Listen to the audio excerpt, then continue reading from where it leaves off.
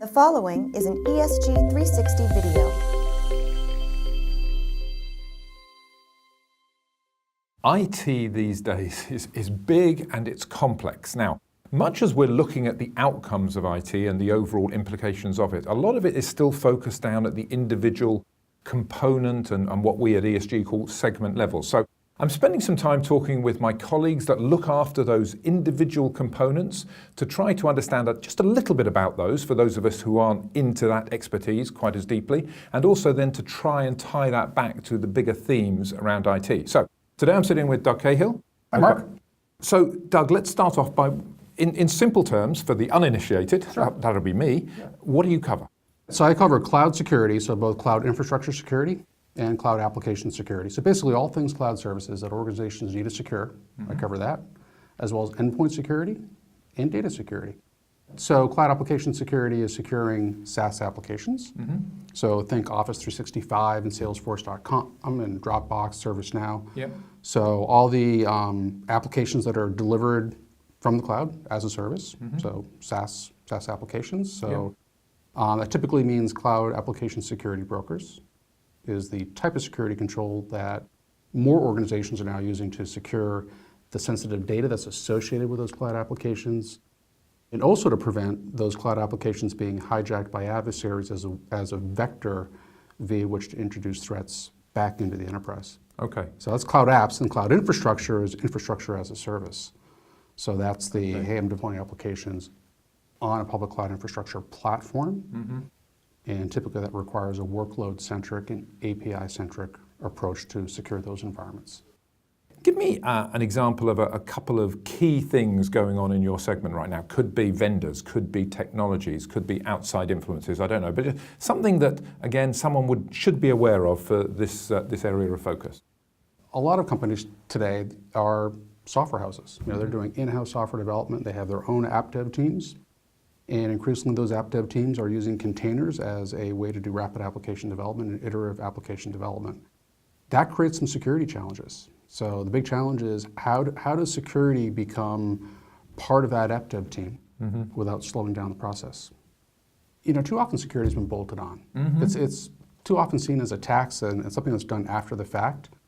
And when I think about continuous integration and continuous development and delivery, so DevOps, I see an opportunity to integrate security further upstream so that developers are doing things like static code analysis of their source code. We're doing vulnerability testing in vulnerability scanning rather in test environments. And then we go to production where we're providing and applying preventive controls, access controls, and continuous monitoring looking for anomalies. Right. So it's more of a process where security, for example, in containers, security should be included in a container registry. You should be scanning your container registries for vulnerabilities and good configurations.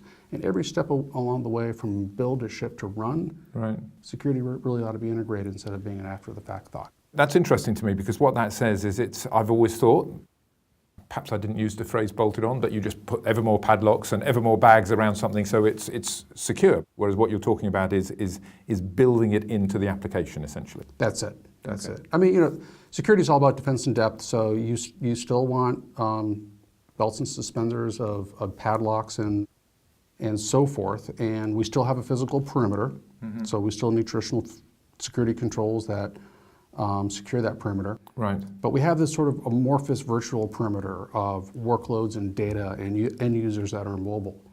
But the good thing, and I'm sorry to talk over you, if we do this right, then I guess the problem with padlocks and all those things, which you still need to some degree, but if you just, you know, if you have 20 padlocks on the back of your door, then your door isn't very useful any longer, isn't it? And so you can actually, too much security can destroy the very thing you wanted, whereas what you're talking about is, you still need a padlock, but you know, if you can make that door self-secure in other ways, maybe the door can sense who's there. I'm going to stretch the analogy too far, but no. I think it's what comes to mind when you say that, Mark, is that sometimes, or very often, security is seen as something that will slow us down. Yeah. So, boy, if I'm going to add more padlocks, this metaphor doesn't work, but my door is going to be slower. Versus if you just integrate it, you actually don't slow things down. It just becomes an integral part of how you do modern application development and modern infrastructure management and modern infrastructure security.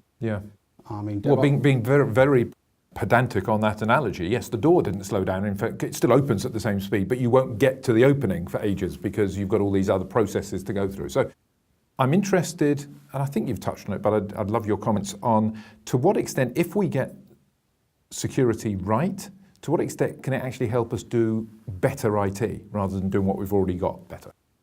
Yeah, so one of the big challenges in cybersecurity that we all are well aware of is the acute shortage of cybersecurity skills. So to do the cybersecurity part of IT better, we've got to realize greater operational efficiencies. So traditionally in security, there's been sort of these competing outcomes. Hey, I need to improve the efficacy of detecting and preventing threats. And sometimes that means deploying, noisy controls and having really skilled cybersecurity professionals. At the same time, I need to get more operationally efficient because I have a more complicated environment to secure with less people.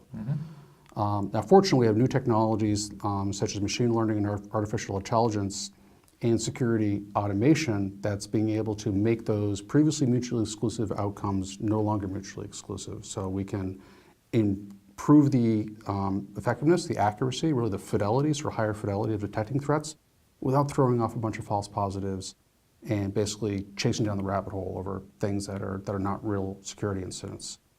And then the ability to automate. So it goes back to the DevOps comment, being able to automate how we introduce security from our dev environment, our test environment, and production environment. But also in a data center or a SOC context, being able to automate on the back end. So as I get security events into my SIM, for example, and I'm using machine learning to perform the analytics, I can then automate action. Right. So those are some things on the horizon that are really encouraging. It's really interesting. I think, and these conversations are fascinating because, like most people, I tend to think that security is something that's just applied as an afterthought. And you're saying by doing it as a pre-thought, as a prerequisite, then it's something we can enjoy, and it's no longer 27 padlocks on the door. So we can actually get better outcomes because we can open the door faster. You bet. And one of the key questions is, hey, that sounds good, but how do I start? Right. And I think about the dovetail between agile software development and DevOps. And agile in general as a project management approach where you're defining user stories, and as a team you're prioritizing those user stories for your next sprint, typically a 2-week sprint. And on a daily basis your team gets together and they do a stand-up. Your Scrum team does a daily stand-up. They talk about progress on those particular user stories, those tasks that they've been assigned. And I think that's where security starts, is that the product owners that are responsible for defining user stories need to define security user stories. They need to get prioritized for the next sprint.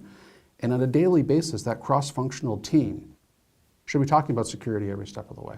Right. So I think that's the way we really swim it upstream and integrate security.